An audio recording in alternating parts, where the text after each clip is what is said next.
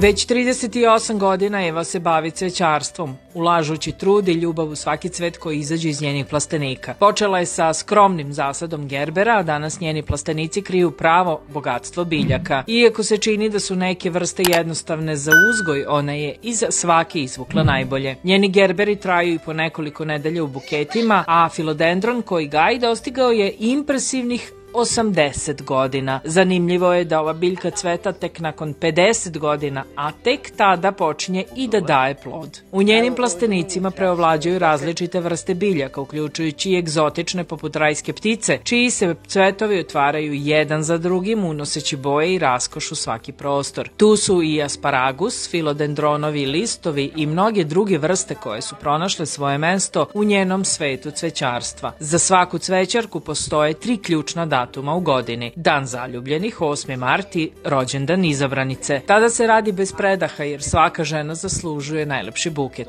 Ali šta se dešava preostalih 362 dana u godini? Ne 24 sata, nego 26 sati, je li tako? Pa jeste, zato što je stvarno jako teško i jako treba pažljivo da se radi i sve traži tačno. Ako nešto pogrešiš, ona odmah odgovara, neće dati cveće. Neće dati cveće. Ovde su gerberi, tamo smo videli rajske ptice, je li tako? Filodendron koji ja nikada nisam videla da cvete i da daje plod.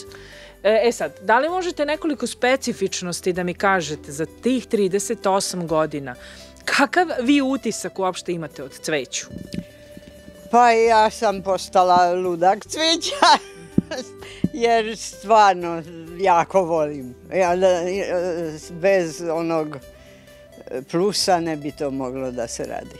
Šta muškarci kada dođu u cvećaru da kupe svojoj lepšoj polovini neki buket za ta 2 ili možda još jedan važan datum, rođendan? Šta je ono što ste se vi naslušali, kakav buket treba da napravite? Obično ruže. Dalje ne idu? Ne. Dalje od mašta ne radi dalje, je li? Retko kad nešto drugo, lale ili neko sezonsko cveće, pa tulipani su i sad isto modal. Gerbera je 80. godina je počela, a za sada je dostiglo da je skoro samo za groblje. Jeste, ali potcenjen je cvet. Jeste, u nekom slučaju jeste, ali jako je lepo. Jeste i ja ga nikad nisam videla u ovako različitim nijansama.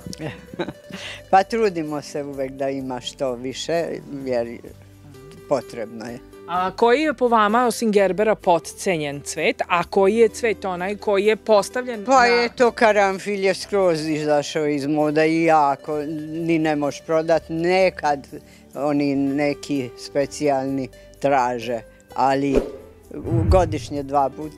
A to znači da je baš pocenjen karanfil, ali lep je cvet. Pa je lep, koje cveće nije. Što je priroda dala, to je nepremašljiva.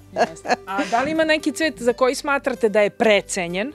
Možda pomenuli ste ružu, ali ona je zaista negde kraljica, kako je zovu cveća. Pa i bilo je uvek i izgleda ostaće. A koji vi najviše volite?